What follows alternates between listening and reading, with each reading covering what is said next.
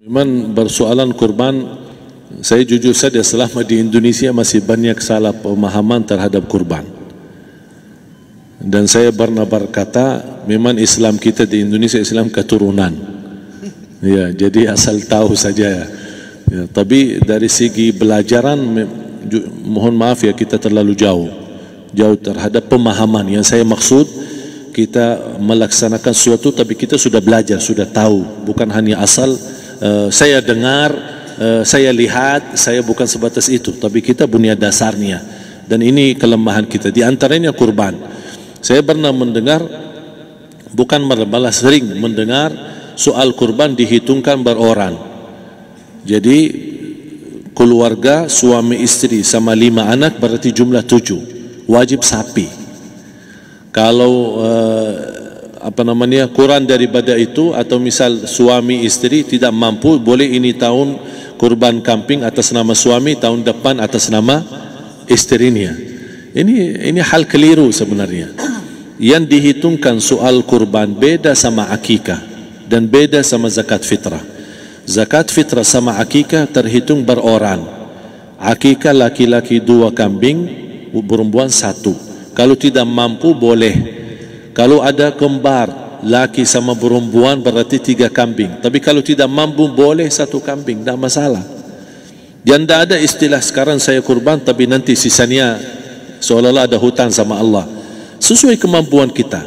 Di antaranya kurban. Kurban hitungannya berkeluarga, bukan beroran. Buktinya Rasulullah SAW dan juga cerita Nabi Ibrahim. Ketika Nabi Ibrahim mau sembelih Nabi Ismail, Allah turunkan apa? Mengganti sembelihan Nabi Ismail dengan ekor kambing dari surga. Berapa ekor kambing?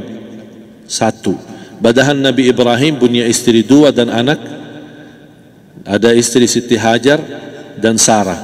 Kemudian anaknya Ismail dan Ishak. Berarti semuanya berapa? 5. Kenapa Allah tidak turunkan 5 ekor kambing? Karena hitungannya memang 1 keluarga. Yang kedua, Rasul sendiri sembelih 2 kambing. Pertama, Bismillah atas nama Muhammad dan keluarga Nabi Muhammad. Padahal kita tahu keluarga Nabi Muhammad SAW termasuk keluarga besar. 11 istri, belum lagi anaknya, laki-laki sama perempuan. Ada yang hidup maupun sudah mati. Sudah termasuk semua. Yang hidup maupun mati. Yang kedua, Rasul sembelih sembelihan yang kedua atas namaku dan umatku. Umatnya berapa miliar? Cuma 1 ekor kambing. Kenapa Rasulullah SAW berkurban atas nama dirinya dan umatnya? Saya mengambil salah satu di sini tanda sayangnya Rasul kepada umatnya. Jadi saya selalu berkata, orang miskin yang tidak mampu berkurban seharusnya bangga di hari kurban, karena Rasul sudah kurbankan duluan atas nama dia. Jadi terima kasih ya Rasulullah, ingatkan kita. Yang kita tidak mampu, Rasul sudah. Bahkan kalau Rasul sudah kurban atas nama umatnya yang tidak mampu, berarti sudah terkabul. Kita aja belum tahu kabul atau tidak kalau kita berkurban. Tapi kalau Rasul sudah terjamin makbul. Oleh sebab itu, hitungan kurban itu adalah 1 keluarga. Misal, bapa punya istri, punya anak. Itu kalau mampu sapi silahkan. Mampu 1000 sapi silahkan. Kalau soal kemampuan tidak ada masalah.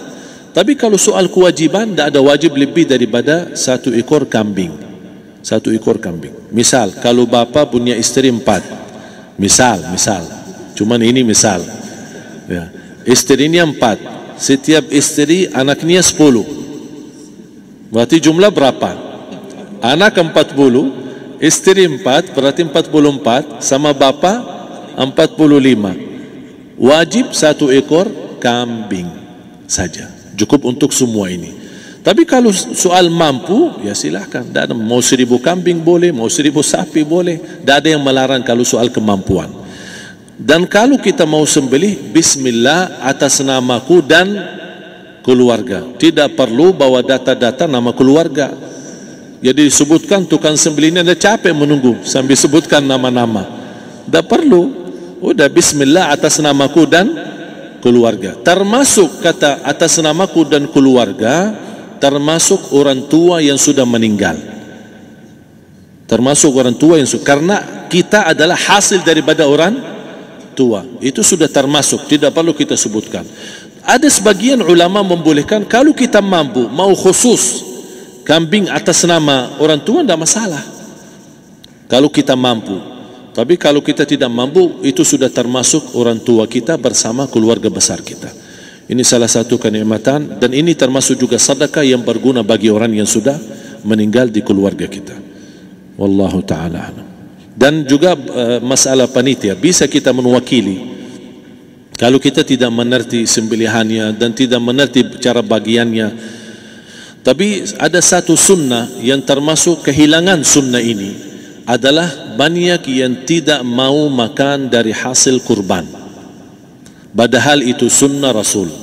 Dari akikah boleh makan, dari kurban pun boleh makan. Bahkan sunnah SAW dibagi 3. Sepertiga pertama dihadiahkan. Maksudnya kata dihadiahkan kepada orang kaya.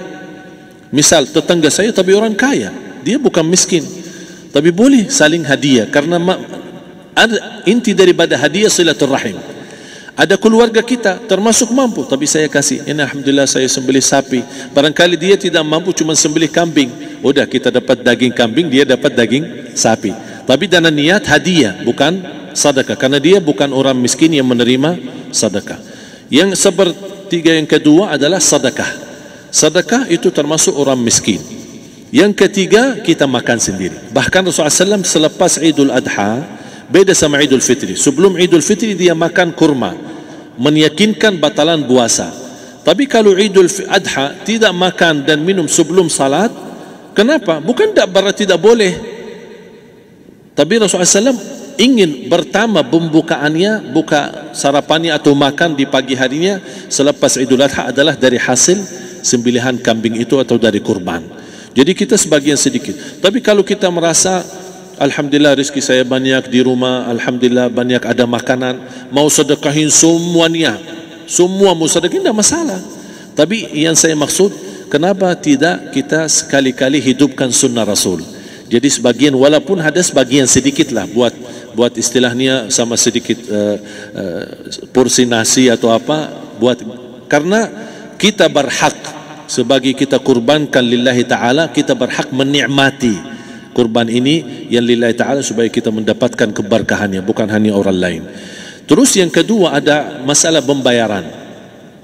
Kalau kita wakili panitia, boleh kita pesan sama panitia, tolong sedikit dari kurban saya minta buat saya makan. Itu tidak masalah, kita boleh minta.